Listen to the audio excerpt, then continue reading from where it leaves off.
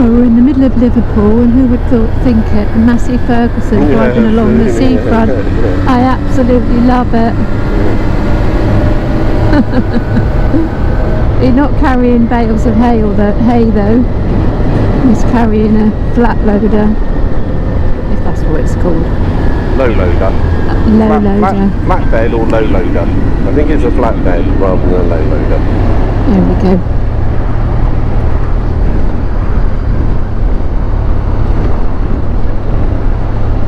It is lovely. I like Liverpool.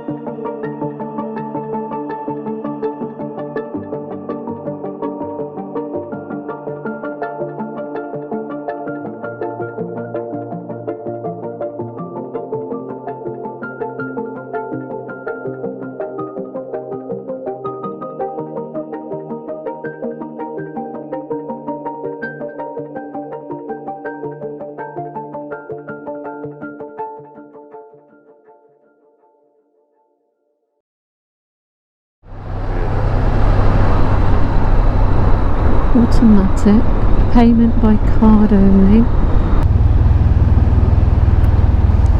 Oh, there's a man there. Yeah. Hopefully he'll wave us through. One eternity later.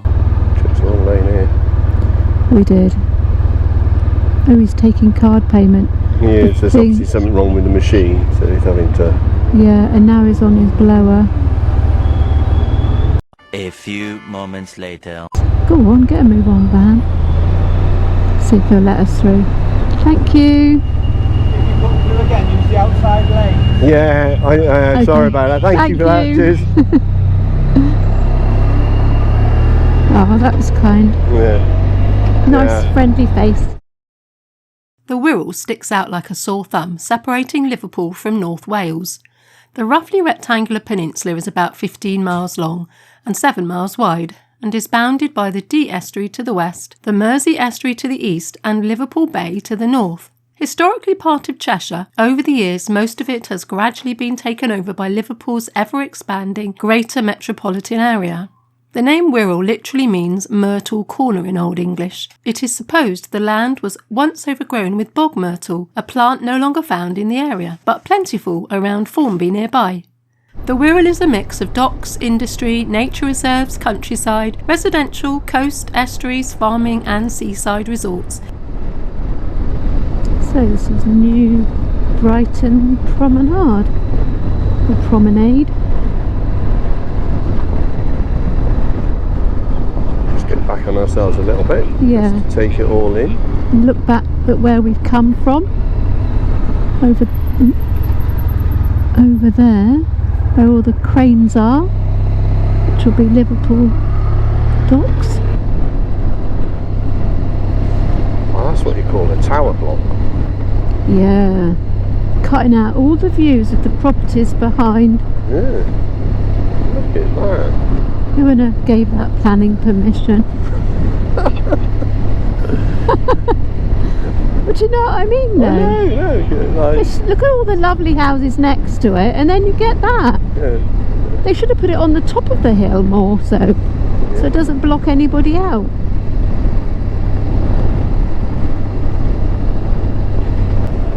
They've got great views though.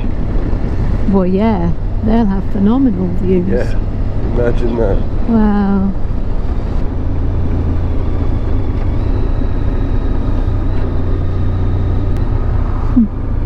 Oh wow. Yeah, it's good fun.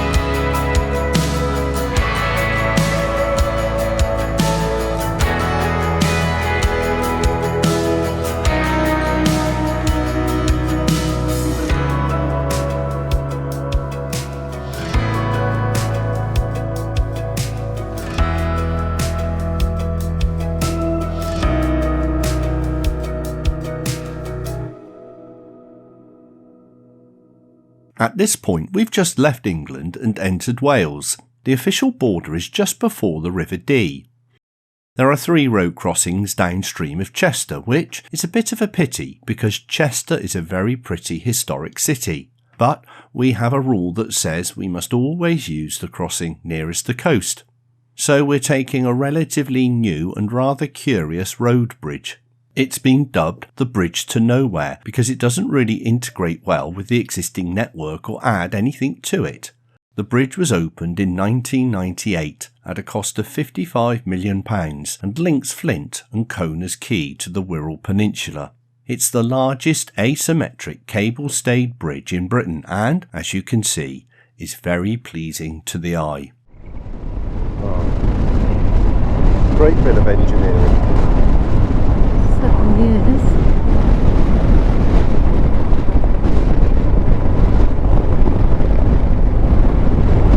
Power station? Yeah, yet another. Not sure why I brought us down here. Well, some amazing terraces with brilliant back alleys. It's a castle. Oh yes, I remember this. We have just entered Wales and already encountered our first castle. Wales has the most castles per square mile than any other European country. It has 427 recognised castles or castle ruins, but there were once many more. Best estimates put the number of Anglo-Norman castles alone at about the 600 mark. Wales has been highly contested throughout history, particularly in the medieval period, as those who ruled England sought to subjugate the land. Some castles were built by the Welsh to defend their land, and some were built by the English, who used them to establish and maintain control.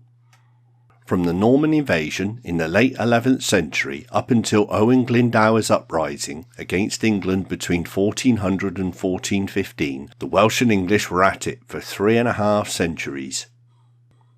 The geography of Wales lends itself to castle building, with easily defensible mountains and valleys which can be resupplied by river and sea. Probably most famous of all are the 10 castles in Edward I's Ring of Iron, of which Flint was the first to be built. Started in 1277 and largely completed by 1284, the castle is dominated by the Great Tower. Like any decent castle, it's surrounded by a moat and accessed via a drawbridge and built with exceptionally thick walls. Everything required to withstand a siege. Wales and England finally put their differences aside, and following the Acts of Union between 1536 and 1543 became one country and have lived in peace and harmony ever since.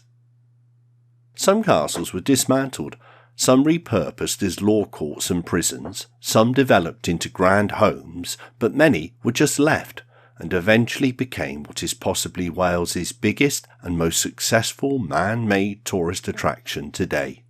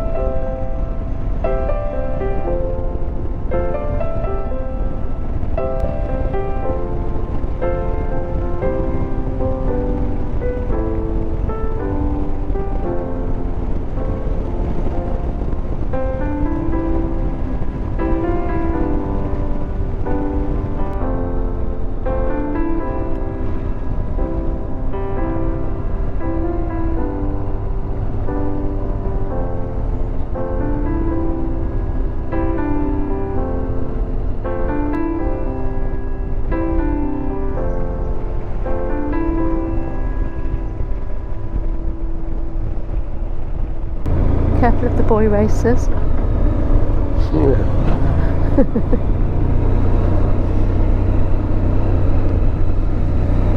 Oh, fantastic. It's cute, isn't it? Yeah, very nice. He went up there, didn't he? Oh, yeah, he did. Are you okay with this? Yeah, it's a car park. Wow. Welcome to Gronant Sands.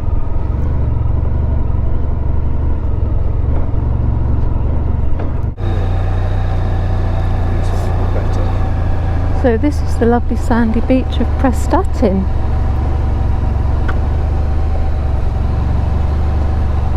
With lots of windmills out there. Wow, yeah, there's hundreds of windmills.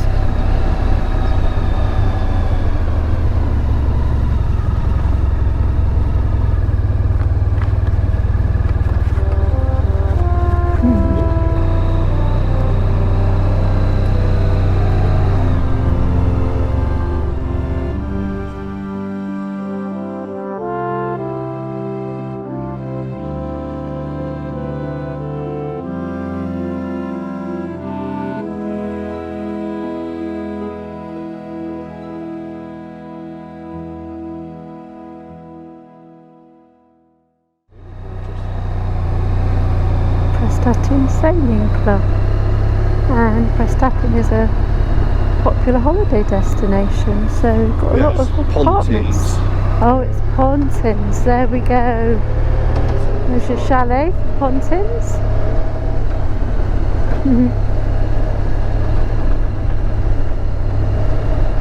Lots of them. And it looks like it's still going, Yeah. which is nice. And indeed, it was still open earlier in June 2023 when we rode through. By November, Pontins announced their Prestatyn camp was closing with immediate effect. Although the news was sudden, it wasn't entirely unexpected by locals and loyal holiday makers who had seen the resort's decline in recent years.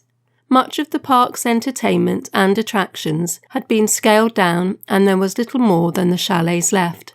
A shadow of what it was in its heyday, it reflects the decline of Pontins itself, that in 2022 was rated the worst British holiday park chain in a survey by Consumer Association, which, just this week, it was announced that Pontins at Southport, that we rode by just 2 episodes ago, was also closing with immediate effect.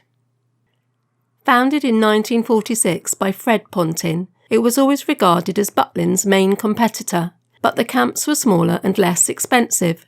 Pontins had blue coats to entertain their guests, as opposed to Butlin's red coats. At its height, Pontins had 30 camps, which they like to call parks. The first was on a former US Army base at Breen Sands, not far from where we live. It is one of the 3 remaining Pontins, although it's currently used to house construction workers from the Hinkley Point nuclear site. The other 2 are Sand Bay, which is literally walking distance from our house, and Pakefield in Suffolk, which is adults only. Built in 1971, Prestatyn Pontins was a bit of a latecomer, but was very successful and holds many happy memories for thousands of holidaymakers that used to visit each year. It is probably best known as the location for the shooting of the 1973 film Holiday on the Buses.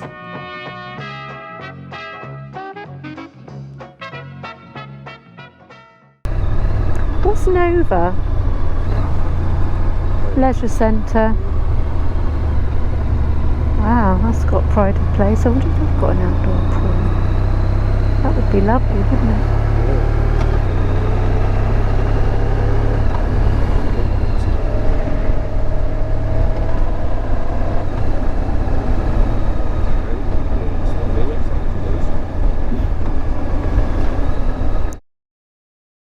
Welcome to Wirral.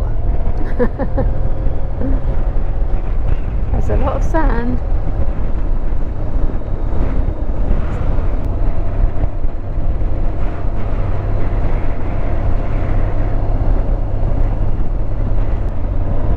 Well, the usual attractions. Yeah. Places to hang out. Crazy golf.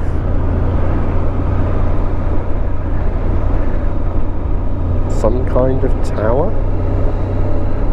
or ride. It's a ride, isn't it? Is it? Yeah. Oh. Is that right?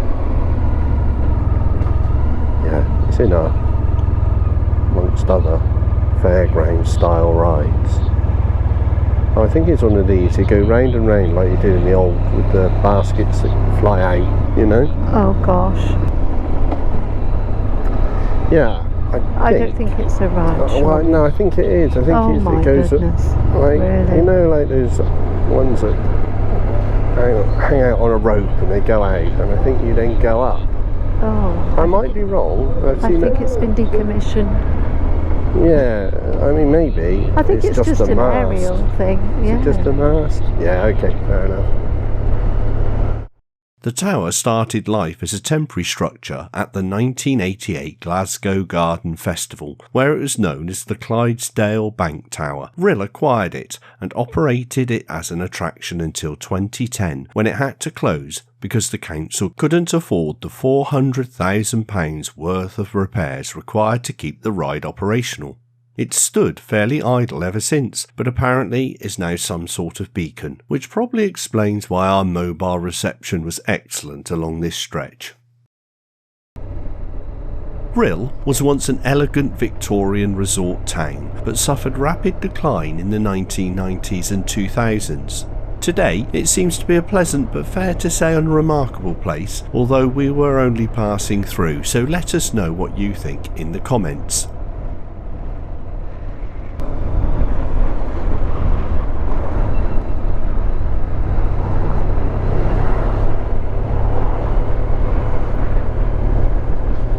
I don't know what I'm capturing. That's all good. Having a bit of a go. Yeah, that's fine.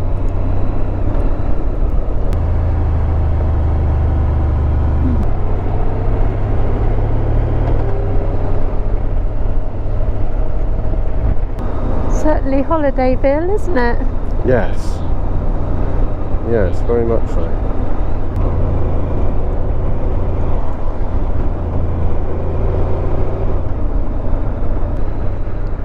This section of North Wales will be either very familiar to you or not. Chances are, if you grew up in northwest England, especially Liverpool, this was your holiday destination of choice at some stage or another, and possibly year after year.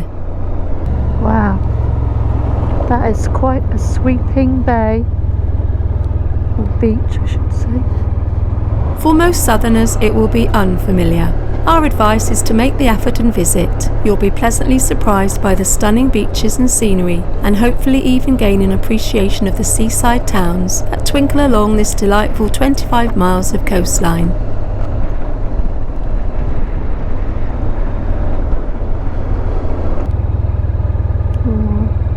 Lovely.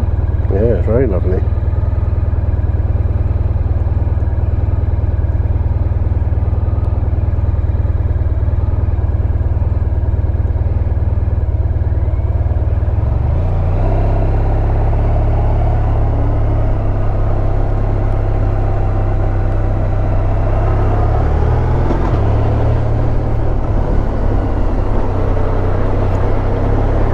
Tempting to stop for a cup of tea, but we've got a bit of a plan going, haven't we? Yeah. Get as much done as possible. Yeah. We're not very good at stopping, are we? We like to get to the next destination.